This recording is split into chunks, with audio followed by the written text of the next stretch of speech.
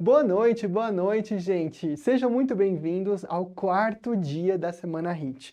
E o tema de hoje é nada mais, nada menos do que pré-op, pré-operatório. E quando a gente pensa em pré-operatório, esse é um diferencial da Medcoff, porque a gente sabe aí que tem muitas bancas de R+, que despencam na prova pré-operatório e tem muita gente que continua escorregando questão atrás de questão em pré-op. Para a gente sanar isso, a gente trouxe uma pessoa especialista no tema, o Dr. Daniel Aded, com uma formação maravilhosa, que já deu várias aulas de pré-op, inclusive é uma das nossas aulas mais vistas da Medcoff. Então sejam muito bem-vindos, deem aquela acordada, pega um café, pega um chá, pega um Red Bull e bora lá, vamos assistir!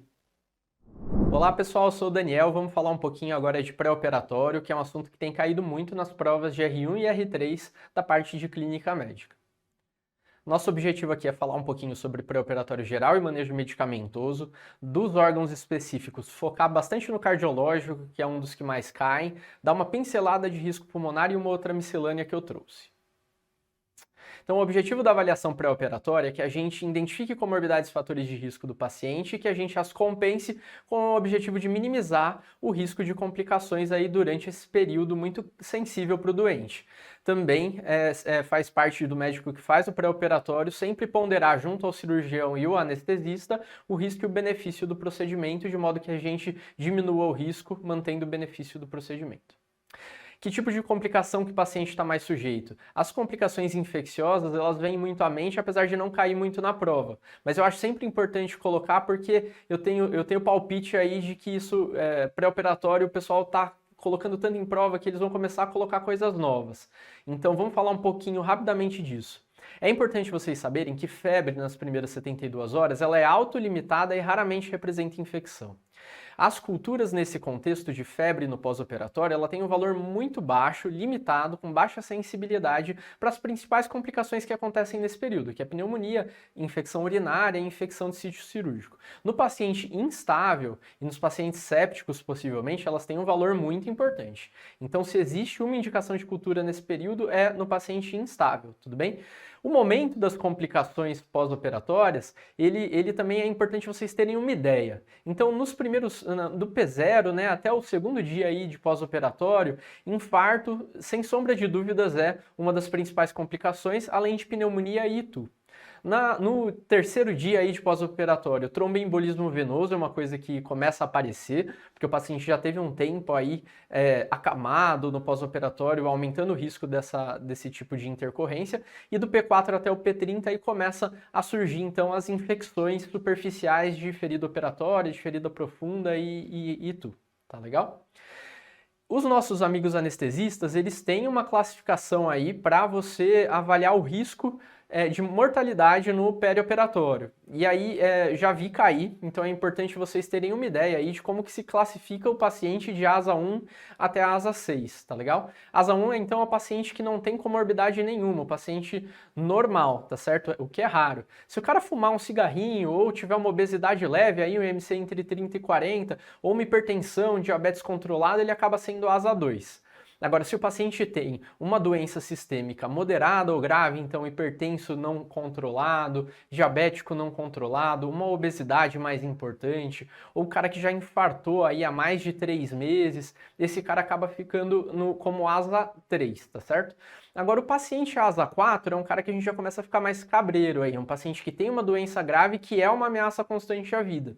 E aí, nesse caso, eu gostaria que vocês memorizassem o tal do 3 meses. 3 meses é muito importante para as doenças cardiovasculares. Então, IAM, AVC, AIT, presença de stent coronariano há menos de 3 meses, a gente retrospectivamente olha que esses pacientes complicam muito.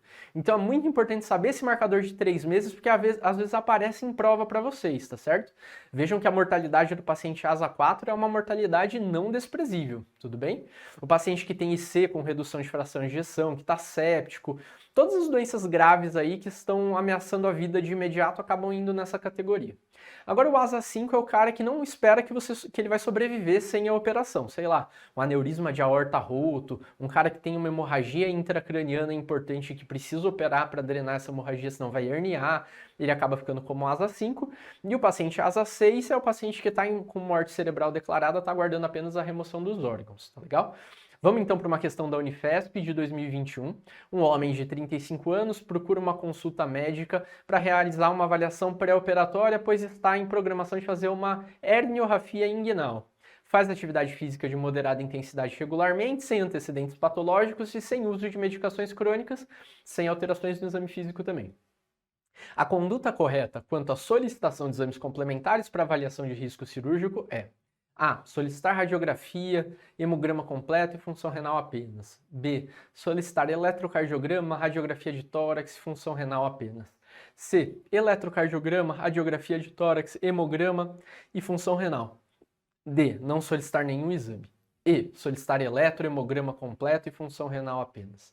Para responder essa questão, a gente precisa falar um pouquinho sobre os exames pré-operatórios. Gente, quem faz questão de pré-operatório na maioria das vezes é clínico. E clínico gosta muito de bater nessa tecla de que o exame deve ser pertinente para a sua suspeita clínica. Então, pedir exames de rotina não está associado à predição de complicações perioperatórias. Se você botar exame de rotina na prova, provavelmente você vai errar. Não está associado à redução do risco de complicações, além de elevar custo. Então, para se solicitar um exame pré-operatório, o resultado deve mudar a conduta do que você está fazendo, senão não peça esse exame.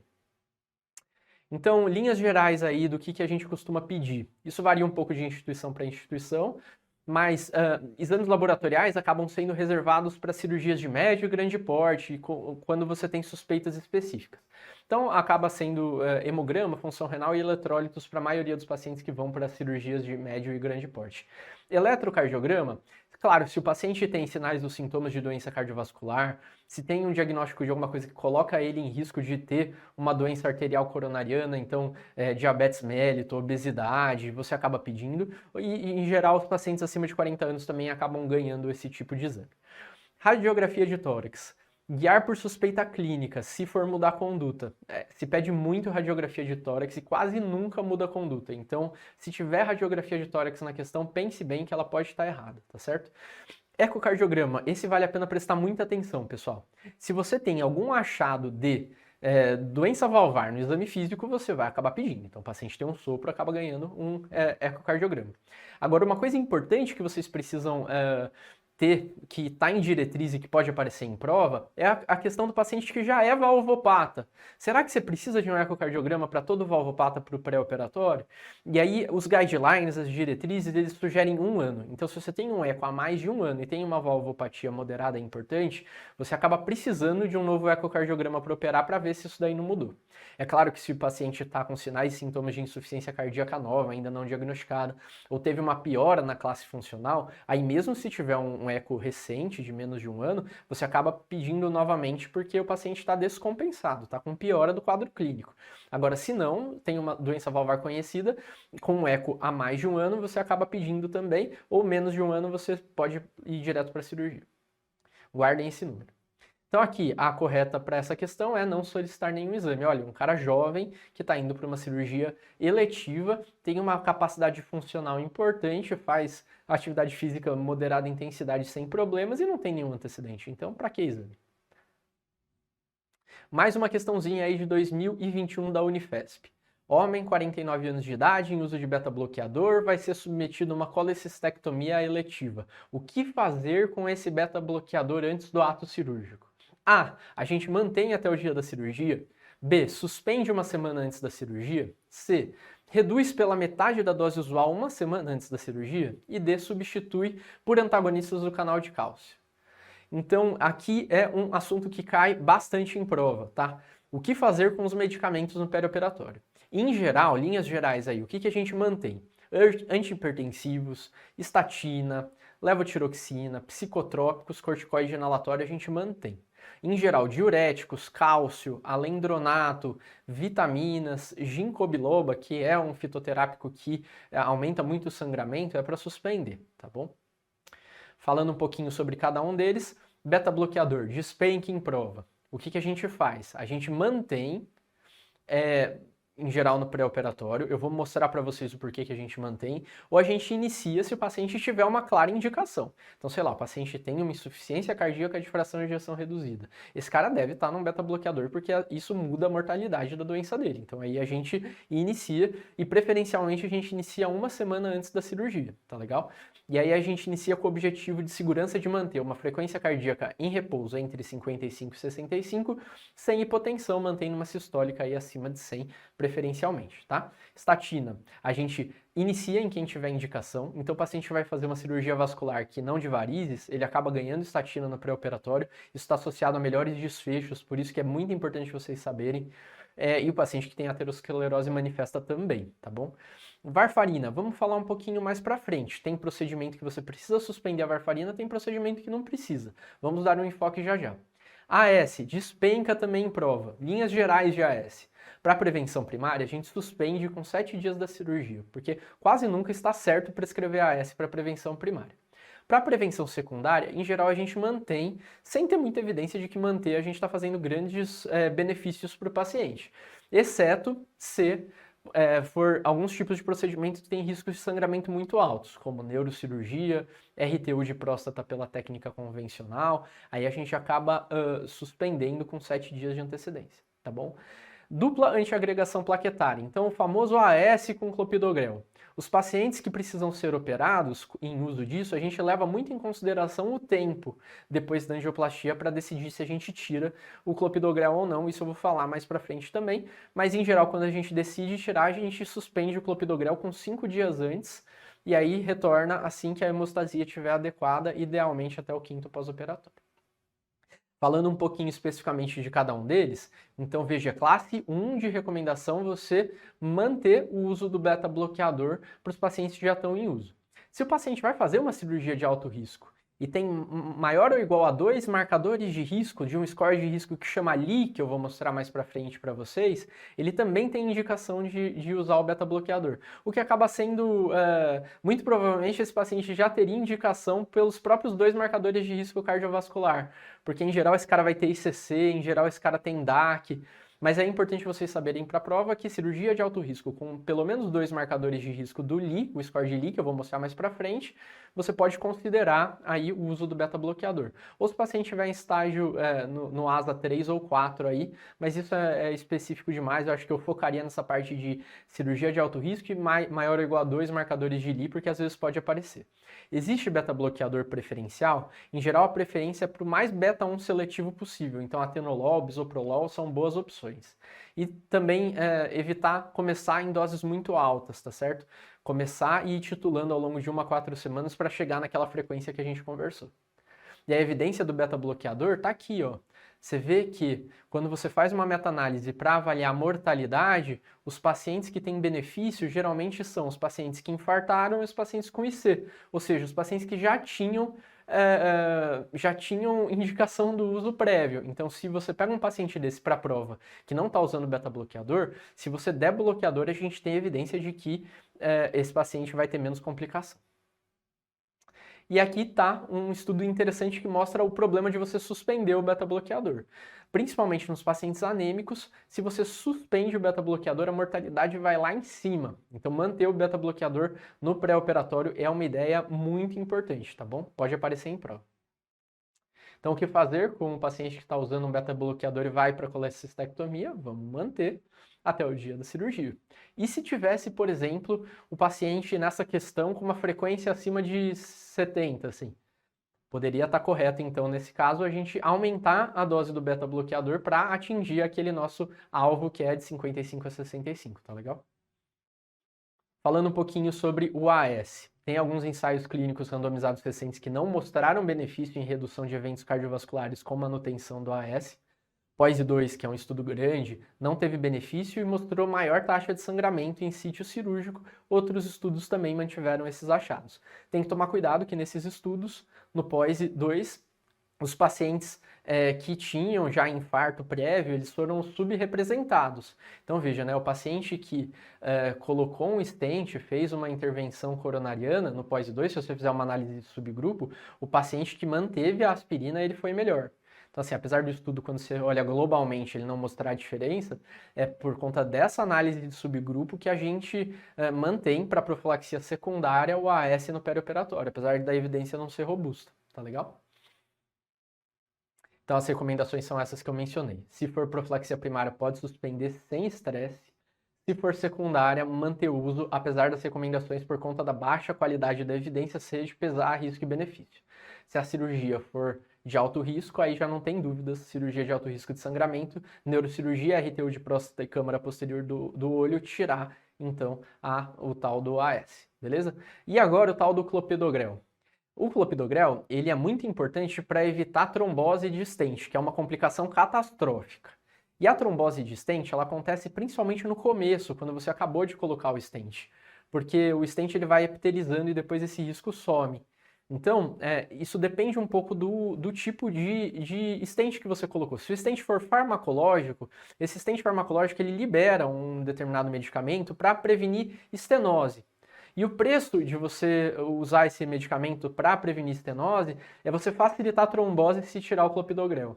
Então, em geral, os stents farmacológicos são os stents que a gente precisa tomar muito cuidado com a suspensão do clopidogrel. Em geral, a gente evita operar esses pacientes dentro de 1 ano da implantação do stent farmacológico, apesar de ter alguma evidência de que com 6 meses aí você conseguiria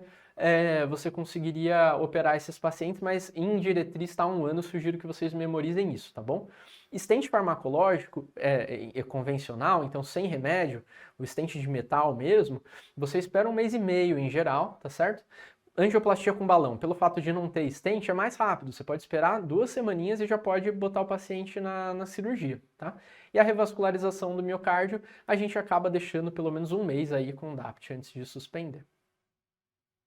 Falando um pouquinho sobre a varfarina agora, se o procedimento é eletivo, existem algumas indicações de você operar com a varfarina mesmo, sem estresse, que são procedimentos dentários, biópsia, endoscopia, cirurgia de catarata, implante de marca-passo é muito importante, cirurgia de pele, aspiração de junta, todos esses procedimentos de baixo risco de sangramento você pode fazer com a varfarina desde que o INR esteja dentro da faixa terapêutica, entre 2 e 3 na maioria das vezes, tá bom?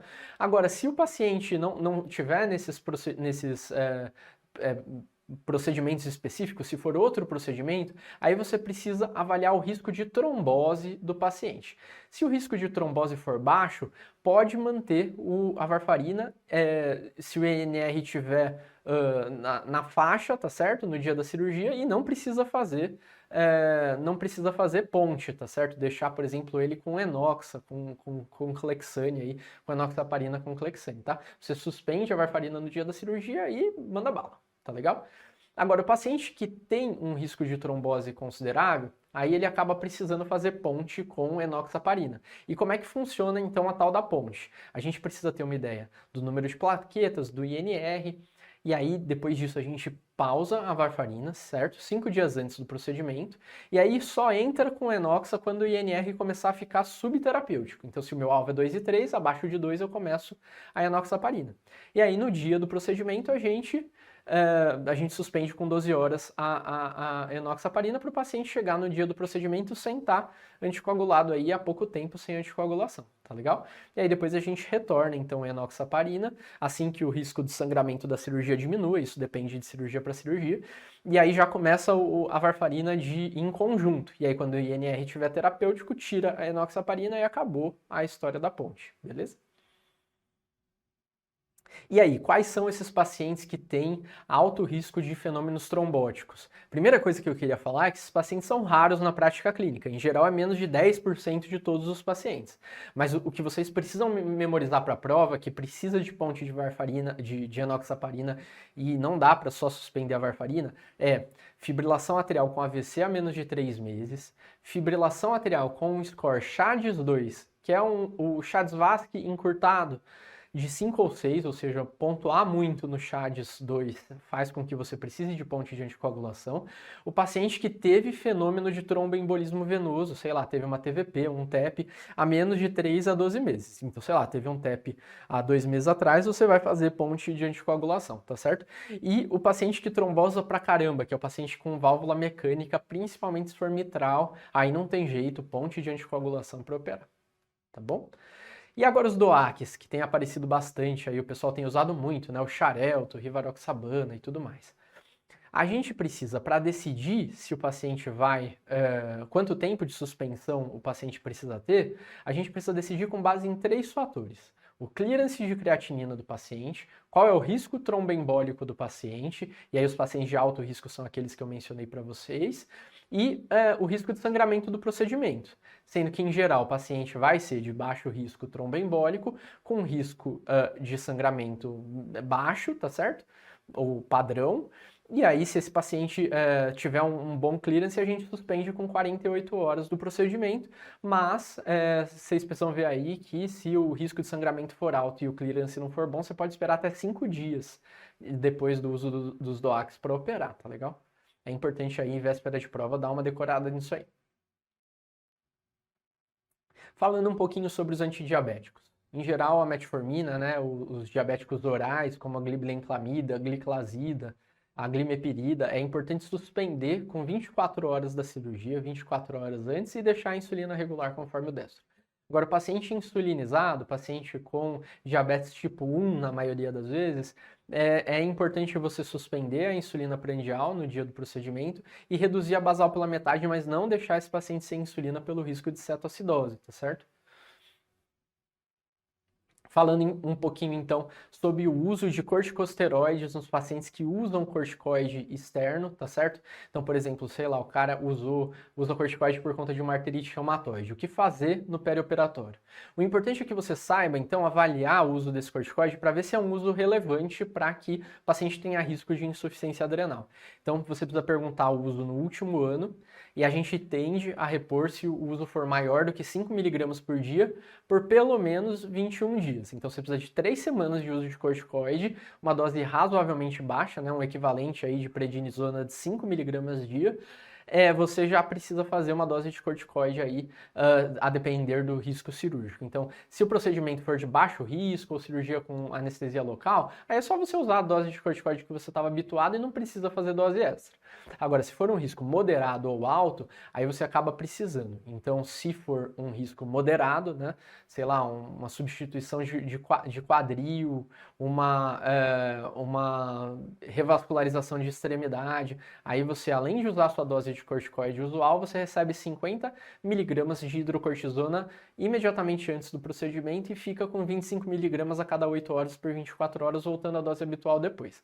Agora, se a cirurgia for de alto risco, aí além da sua dose habitual de corticoide, você recebe uma dose extra de 100 mg de hidrocortisona e fica com 50 mg de 8 em 8 por 24 horas, tá? Aqui, novamente, as coisas que a gente conversou. Falado sobre medicamentos, vamos falar então sobre o pré-operatório cardíaco, assunto bem importante também. Começando então com uma questão de 23 aí da Unesp. Esse assunto aí cai demais, gente. 60 anos, avaliação ambulatorial pré-operatória para realização de facoemulsificação, uma cirurgia oftalmológica eletiva. Tem uma capacidade funcional de 8,5 METs e não apresenta no momento sinais de descompensação e comorbidades, de comorbidades. Antecedentes: hipertenso, DPOC, HPB, obesidade grau 1, depressão, usa amlodipino 10 mg por dia, clortalidona 12,5, tiotrópio 5, tansulosina 0,4 e amitriptilina 25 mg dia. APA 155/90, o restante dentro da normalidade, exceto pela leucocoria à esquerda, que é o problema que ele vai tratar. Exames laboratoriais, eletrocardiograma e radiografia de tórax normais. Aí pergunta sobre a classificação de risco cardiovascular e critérios preenchidos por essa paciente utilizando o score de Lee modificado. Aquele score que a gente falou lá na frente que eu vou mostrar para vocês. Olha lá, quem assistiu a aula do Daniel do ano passado acertou essa questão esse ano na Unesp, né? Então, o risco, baixo risco, intermediário risco, alto risco, quantos critérios aí, o que tem no Lee, você sabe? Então vamos aprender junto. Primeiro vamos falar sobre quais são as complicações cardíacas aí no pré-operatório. Primeiro sabendo que a principal causa de mortalidade no pré-operatório, síndrome coronariana aguda, então infarto, arritmia, instabilidade hemodinâmica, edema agudo de pulmão e descompensação de C. A avaliação de risco do paciente cardiovascular é como se fosse a avaliação de risco pré-operatória geral. Então você identifica as cardiopatias descompensadas e tenta tratar elas. Você acessa o estado funcional do paciente, depois eu vou mostrar para vocês por que isso é importante.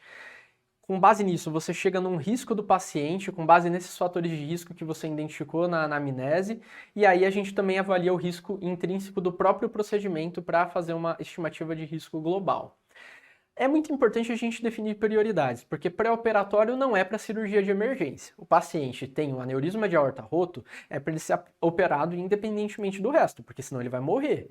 Então, os pacientes que têm uma cirurgia de emergência, que precisa ser operado, senão vai morrer, não tem pré-operatório. Ou tem pré-operatório, mas a gente não posterga nenhuma cirurgia. A gente tenta minimizar do jeito que dá aí rapidamente e manda bala. Agora, se o procedimento for eletivo e o paciente tiver condições cardiovasculares graves no perioperatório, e aí essa lista imensa aí, que tem um pouco de bom senso nisso, mas é bom vocês memorizarem, se eles tiverem qualquer uma dessas, se o procedimento for eletivo, é melhor postergar o procedimento. Então, sei lá, o paciente tem uma IC, classe funcional 3 e 4. Vamos esperar um pouquinho, vamos compensar esse C. O paciente está muito hipertenso, sustentadamente hipertenso, 180 por 110. Não dá para operar, tem uma FA de alta resposta, vamos esperar. O paciente está com choque cardiogênico, para que eu vou operar a vesícula dele nesse momento? Então tem um pouco de bom senso aí, mas deem uma memorizada nisso aí. E aí existem vários scores de risco para você calcular risco de complicação cardiovascular no perioperatório. Os dois mais importantes são o do ACC, da American College of Cardiology, e o índice cardíaco revisado de Lee, sendo que para a prova é fundamental que vocês saibam o Lee. O ACC é muito grande, então não costuma cair, mas é interessante ter uma ideia que ele existe. Então, quais são os componentes do índice de risco cardíaco revisado de Lee modificado? Gente, precisa memorizar esse slide. Se você está dormindo um pouquinho, se eu não conseguir prender a atenção de vocês, memoriza aqui que é importante. Paciente tem doença arterial coronária, e aí pode aparecer na prova como, por exemplo, uma onda Q patológica no eletro, pontua. Tem insuficiência cardíaca? Pontua também. Já VCSO, tem doença cerebrovascular? Pontua. Diabetes, olha a pegadinha. Não é qualquer diabetes, é um diabético que precisa de insulina. Pontua. Insuficiência renal, olha a pegadinha, não é qualquer insuficiência renal, precisa ter uma create acima de 2. E a cirurgia não cardíaca de alto risco, então se for cirurgia vascular, intratorácica ou intraperitoneal. Então as cirurgias, ou mexeu na barriga, mexeu no tórax, ou fez cirurgia vascular que não é varizes, você acaba pontuando também. É importante memorizar, então, que são 5 fatores clínicos e um do próprio procedimento, dando 6. É legal memorizar que tem 6, porque aí você tenta lembrar, e se você esquecer de algum, você fala, putz, tinha 6, eu preciso pensar mais um pouquinho aí quais são os fatores do Lee, tá bom? Status funcional. A gente sabe que quanto pior o status funcional do paciente, mais risco cirúrgico cardiovascular ele tem. Porque se o cara não consegue andar, pouca coisa já tem dor no peito, ou está limitado para andar pouco, quem disse que ele vai conseguir vencer o estresse cirúrgico de um procedimento, que é como se ele fosse correr um pouco. Então, o que vocês precisam memorizar para a prova é esse ponto aqui, ó. O paciente que não consegue andar 4 quarteirões ou subir 2 lances de escada, ele tem uma quantidade de METs menor do que 4. Quantidade de METs menor do que 4, chance de ter maior risco no perioperatório. Isso aí precisa estar memorizado, beleza? E o risco da cirurgia é interessante ter uma ideia também. Aqui está uma tabelinha que fala sobre o risco intrínseco da cirurgia. As cirurgias de urgência e emergência ou vasculares de aorta ou periféricas, elas acabam sendo de alto risco. As cirurgias mais conhecidas aí que vocês veem, né? Então, cirurgia de cabeça e pescoço, intraperitoneal e intratorácica, endarterectomia de carótida ou a correção endovascular do aneurisma de aorta, cirurgias ortopédicas ou da próstata são de risco intermediário de complicações cardiovasculares, e os de baixo risco são aquelas cirurgias simples, né? Procedimentos endoscópicos, cirurgia de pele, cirurgia de catarata, de mama ou as ambulatoriais. Por que que é importante ver o risco da cirurgia, o status funcional e esses marcadores clínicos que a gente conversou do score de Lee? Porque todos eles trazem um risco aumentado quando você os possui de ter complicação no perioperatório. E veja que é tudo muito parecido. Então, o paciente tem DAC, risco relativo de complicação cardiovascular de 2,4. Paciente tem status funcional baixo, 1,8. Cirurgia de alto risco, quase 3. Então veja que tudo acaba variando de 2 a 3 e é por isso que precisa ter uma ideia desses 3 antes de o paciente operar. Resumindo um pouquinho tudo que a gente conversou num fluxograma, se o procedimento cirúrgico é de urgência ou emergência, operou e acabou. Sim. Beleza? Operou. Agora, se não, você se pergunta se o paciente tem aquelas condições graves cardiovasculares que a gente conversou no perioperatório. Tem uma hipertensão descontrolada, uma FA de alta resposta, uma IC grave muito sintomática? Vamos adiar a operação e estabilizar a condição clínica do doente. Se não, aí a gente estratifica conforme o score clínico, o Lee, para a prova. Tudo bem? Agora, é importante para a gente saber para a prova os pacientes que são de baixo risco pelo Lee. Então, os de baixo risco são o Li 1 ou 2. O Li 1 é o cara que não tem nenhum fator de risco e o Li 2 é o que tem um fator de risco do Li. Se tiver só um desses fatores de risco, você opera e acabou, não precisa se perguntar mais nada. Um fator de risco só do Li, acabou. Agora, se o paciente não é baixo risco, então tem pelo menos 2 dos fatores de risco de Li, ou seja, pelo menos é um Li 3 para cima, aí é importante você se perguntar a classe funcional do doente, qual a capacidade funcional do doente. Se tiver uma boa capacidade funcional, e aí leia-se 4 METs, mais do que 4 METs, você opera também. Então vamos supor que é um diabético, insulino dependente, DRC, classe 2, vai fazer uma cirurgia de alto risco, então pontua pelo menos 3 do Li aí que a gente conversou. Mas ele corre maratona. Tranquilo, vai operar, não precisa de teste de esforço. Isso é uma coisa que cai demais, tá, gente? Vamos prestar atenção aí. Teste de esforço, então, a gente acaba pedindo se paciente de risco intermediário ou alto e baixa capacidade funcional. E veja que eu usei o E aqui, que é o que a gente está conversando agora. Tem também alguma evidência para se a cirurgia for vascular e arterial, você pedir para todo mundo, mas isso é meio debatível, nível de evidência B, mas saibam aí que pode aparecer na prova. Então, se for cirurgia vascular e arterial, isso muda um pouquinho o que a gente está conversando. E aí, o paciente que tem um fator de risco intermediário ou alto no Li, também precisa estar monitorizado no pós-operatório em semi-intensivo em UTI, com eletro e troponina até o 3º pós-operatório. Em geral, os testes de esforço que a gente prefere são os funcionais. Então, ecoestresse, cintilografia são os mais estudados. E aí a gente acaba fazendo revascularização profilática se o paciente tiver indicação independente da cirurgia. Então vamos supor que você fez um ecoestresse que sugeriu que o paciente é um doente que tem uma grande área de isquemia, um paciente de alto risco. Aí esse paciente acaba indo para o cateterismo. Se o cateterismo mostrar que esse paciente tem é um triarterial, ele teria indicação de revascularizar por conta de ser triarterial e não por conta da cirurgia. Então aí você faria o procedimento, tá bom? Não fazer revascularização profilática só porque tem lesão grave. Só se essa lesão grave tiver indicação de revascularização. Aí é um tema da cardiologia que vocês vão ter a oportunidade de discutir nas aulas de cardiologia, que paciente que deve ser revascularizado ou não. Aqui, novamente, uma tabelinha que foi tirada da nossa diretriz, tá certo?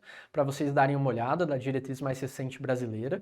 Quais são as indicações dos testes de esforço não invasivos aí.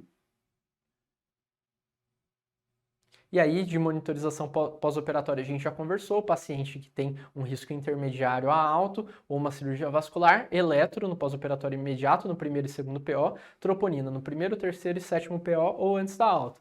Por que isso? Porque o paciente que foi operado, ele fica com analgesia, com sedação.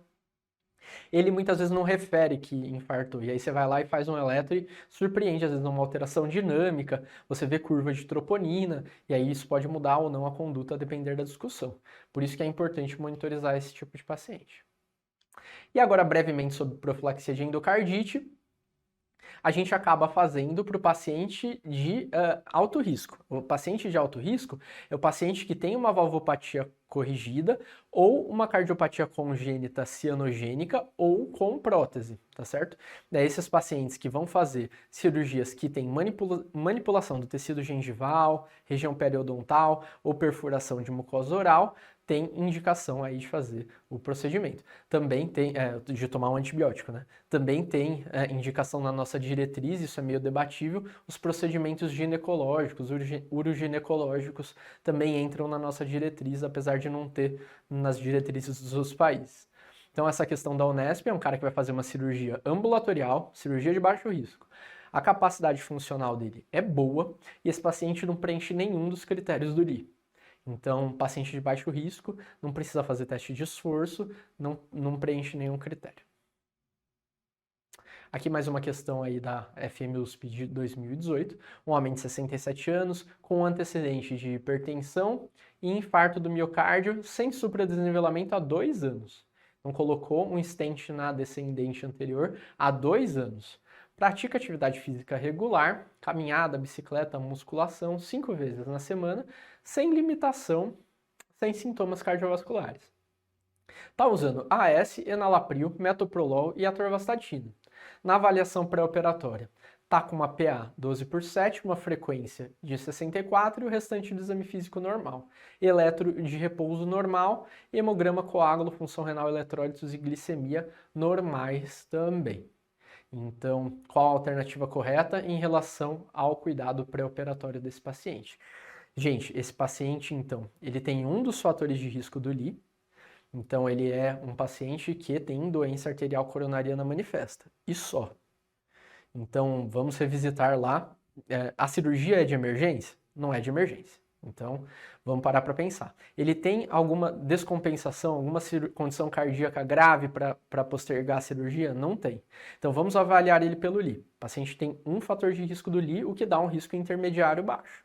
Então, o paciente não tem indicação nesse momento de fazer um teste de esforço. Até porque o fato dele fazer musculação, bicicleta e caminhada sem ter nenhum tipo de sintoma já mostra que esse cara tem uma boa capacidade funcional. E aí a gente chega à conclusão de que o paciente que tem uma boa capacidade funcional não precisa de teste de esforço, porque o teste de esforço quer justamente testar o coração no esforço e esse paciente já testa todo dia sozinho. Então, a alternativa correta aqui deixa eu ver se aparece aqui, não solicitar nenhum exame adicional e a gente mantém as medicações, porque é a AS para profilaxia secundária, então a gente mantém, enalapril antihipertensivo a gente mantém, metoprolol beta-bloqueador a gente mantém, e estatina o paciente tem indicação a gente mantém também. Pronto, falamos sobre risco cardíaco, que é o que mais cai. Mas me dá uma chance aí de tentar prender a atenção de vocês nos próximos 2 temas, porque pode aparecer também. Risco pulmonar e a tal da miscelânea. De risco pulmonar, o que mais cai é a gente saber identificar os fatores de risco para complicações pulmonares no perioperatório. Então, idade é muito importante. Veja como o paciente com mais de 80 anos tem uma chance de complicar muito maior. DPOC. O paciente que tem DPOC acaba complicando mais, tá certo? Tem mais pneumonia, fica mais na ventilação, precisa ser entubado mais, mas não tem relação clara com a gravidade espirométrica. Então, isso a gente vai falar lá na frente, mas é raro quando a gente precisa pedir uma espirometria no pré-operatório. Então, cuidado com as questões que botam espirometria lá. É um risco menor que idade e insuficiência cardíaca também. Então, veja que, apesar do problema ser no pulmão, tem outras coisas que dão mais risco de complicação pulmonar. Agora, esses pacientes com certeza morrem mais e são mais readmitidos do que os outros, tá bom? A asma, se bem controlada, olha a pegadinha aí, não aumenta o risco. Então, se o paciente está bem controlado da asma, não tem risco aumentado. Agora, se estiver mal controlado, a gente tenta compensar antes. Agora, se for uma cirurgia de urgência e emergência, não tem jeito, faz corticoide no pré e no pós-operatório junto com o tratamento, beta-2 agonista, antimuscarínico, etc. Tabagismo caía bastante em prova, agora até que não está aparecendo tanto. Tem uma história de que você precisa parar com 4 a 8 semanas antes do procedimento, porque se você parar muito próximo da cirurgia, você pode ter mais complicação.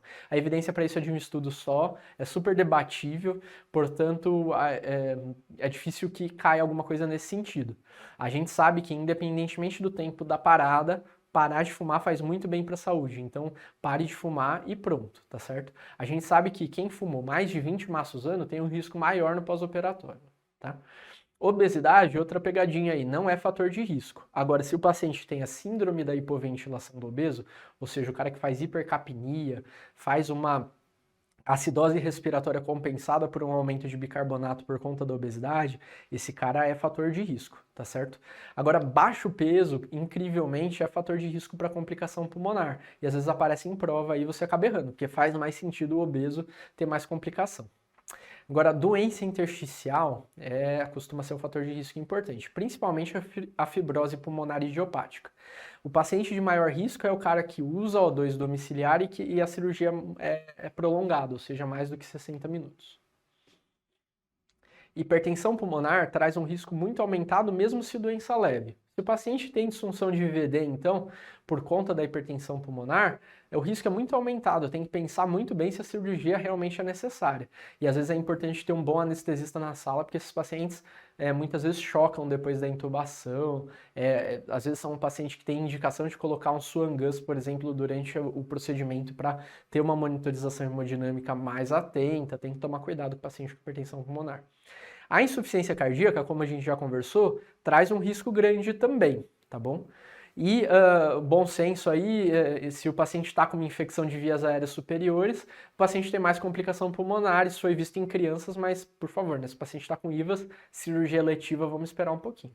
E outros fatores metabólicos e nutricionais, tá?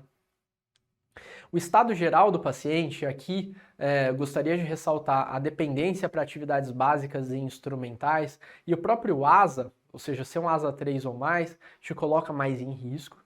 E a apneia obstrutiva do sono está muito em voga, sendo muito debatido aí como risco no perioperatório. Então, rastrear os pacientes para apneia com o questionário chamado Stop Bang, que vocês poderão ver na Pneumo, é muito importante, porque se o paciente tem hipertensão pulmonar, ou a síndrome da hipoventilação da obesidade, ou a ASA 3 e a cirurgia eletiva, a gente posterga, tem uma recomendação grau 2C, de postergar a cirurgia do paciente com apneia até ele estar melhor compensado.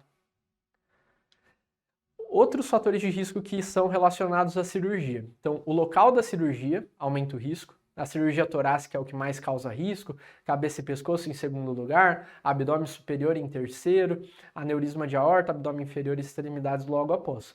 Todas essas localidades, a cirurgia torácica porque você vai mexer no tórax, cabeça e pescoço porque você eventualmente vai gerar edema de vias aéreas e tudo mais. Abdômen superior porque você com dor nessa região você ventila menos e faz mais atelectasia, complica mais com pneumonia, tá bom? Tempo de cirurgia. Cirurgias curtas estão associadas a um risco muito menor, menos de 2 horas, um risco de 8%, mais de 4 horas de 40%. E o tipo da anestesia, se você é intubado e você vai ter mais risco de complicação pulmonar do que se você fizer uma RAC ou PERI e fizer uma cirurgia sem ser intubado, isso faz todo sentido, né? E o risco se você fizer um bloqueio regional é menor ainda do que a RAC ou PERI. Então a história acaba sendo o elemento mais importante em todo o pré-operatório, no pré-operatório pulmonar também. Perguntar sobre tosse, dispneia, intolerância a exercícios, questionar sobre a apneia por meio do stop bang. E a prova de função pulmonar então acaba sendo um assunto polêmico porque não costuma refinar risco. Então os fatores de risco clínicos da história que a gente discutiu têm um odds ratio maior para complicação do que a prova de função pulmonar. A gente acaba pedindo apenas se existe uma suspeita de doença respiratória, se for uma cirurgia, e para diagnóstico então, se for uma cirurgia pulmonar, ou se o paciente tem um distúrbio ventilatório obstrutivo que está fora do basal, ou se parte da investigação de uma dispneia que não tem causa estabelecida ainda.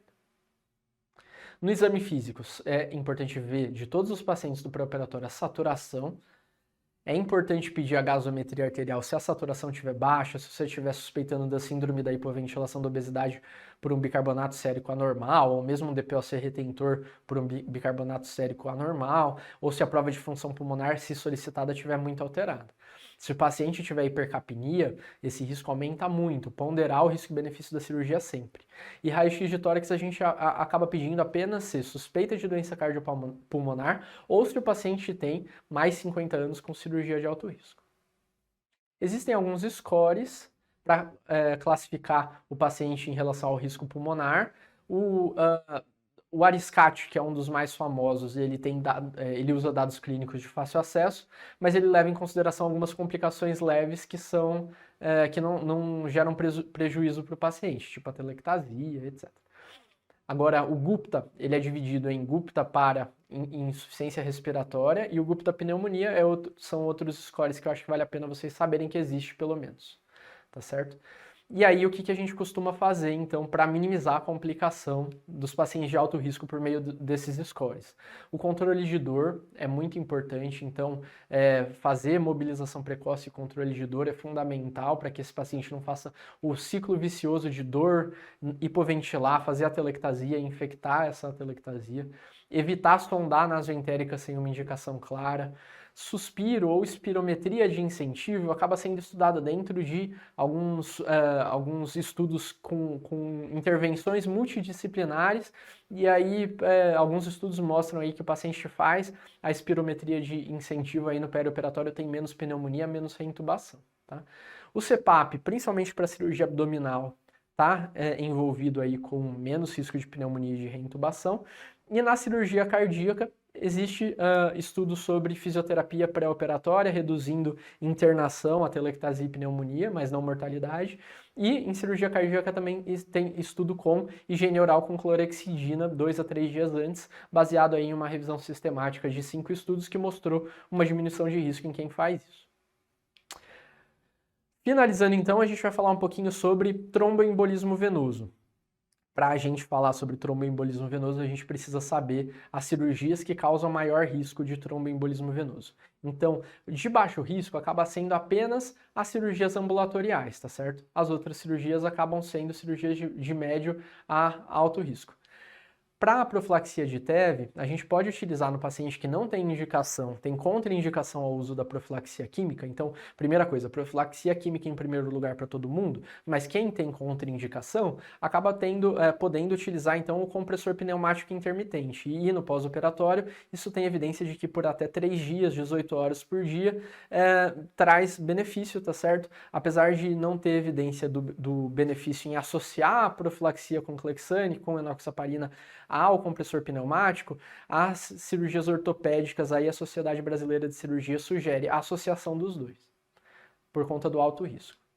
Então, o importante é a gente saber, então, classificar se o paciente vai fazer uma cirurgia de pequeno porte, com duração menor do que 60 minutos, internação menor do que 2 dias.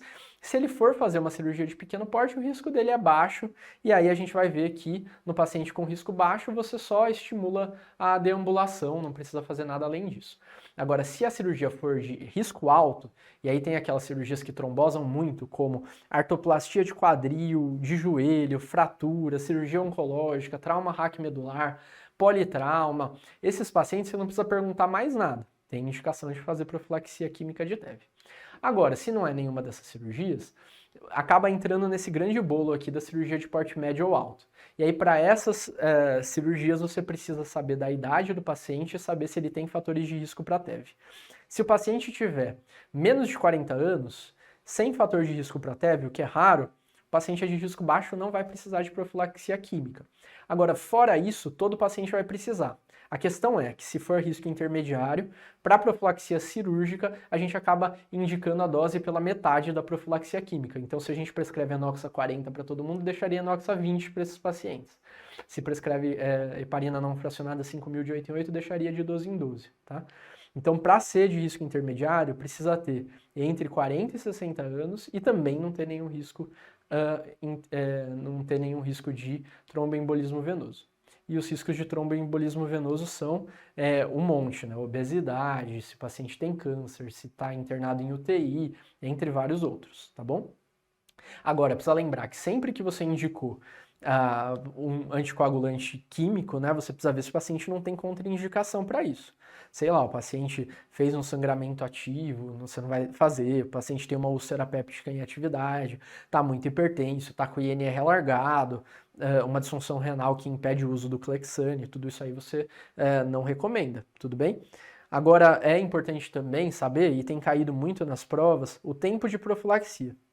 Saber que, em geral, a gente prescreve para todos os que têm indicação de usar profilaxia química de 7 a 10 dias. Agora, tem alguns casos específicos que a gente prolonga o tempo de profilaxia recomendado. Isso é importante saber.